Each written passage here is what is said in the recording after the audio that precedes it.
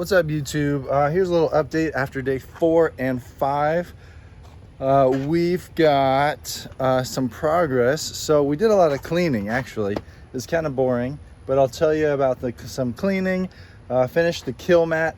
It turns out that the quantity of kill mat required to do the floor and the ceiling is right about let's see what I haven't taken math since high school, but anyways, I used 3 boxes of the 80 mil kill mat, 36 square feet a piece.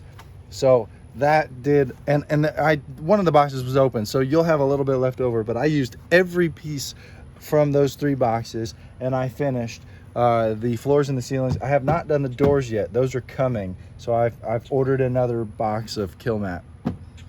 But all the interior is starting to come back together. My wife, when she saw everything that was going, she really wanted to help out. I said, yeah, absolutely. So she cleaned a bunch of little grease stains from the headliner over there and over there, basically in all the high touch areas, getting it out of the car. And she really made this thing look like new, which the old headliner was an absolute wreck, which, you know, you can see it over there. But we also pulled out the carpet and washed it with some really heavy duty degreaser, and I've got it propped up here drying in the sun, and we're gonna reinstall that hopefully today or tomorrow. So I wanted to tell you about how I have figured out the seat situation. Now, it is not straightforward. So I learned the hard way that from the year 2000 to 2003, the wiring harnesses in these changed completely, dramatically. Like I would have to spend an inordinate amount of time looking up the details on how to make these wiring harnesses work. So here's what I did to make it simple, and it only took me a couple hours. So with the driver's seat, this is an XLT version, and I'm using a limited interior from the other truck. So this is the only powered seat. The passenger seat is manual, and there's no power in the back seats. But the seats that I got out of the limited excursion have full heat, motion, power on both sides.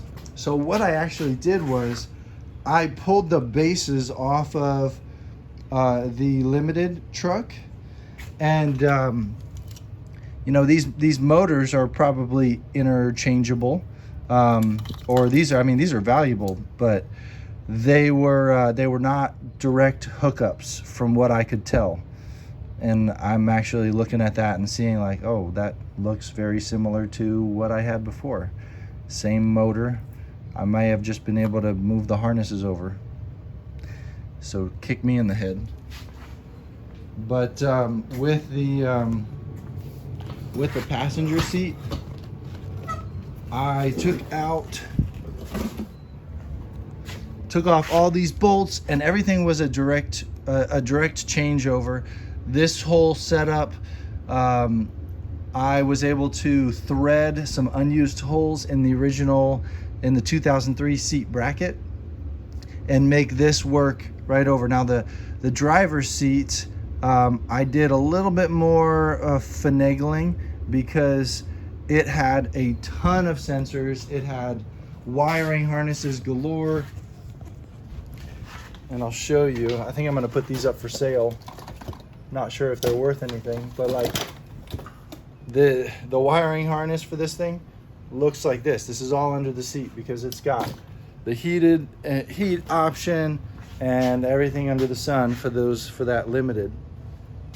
So that made it really simple theoretically really simple. Like I said, I may have discovered that I didn't need to do half of that.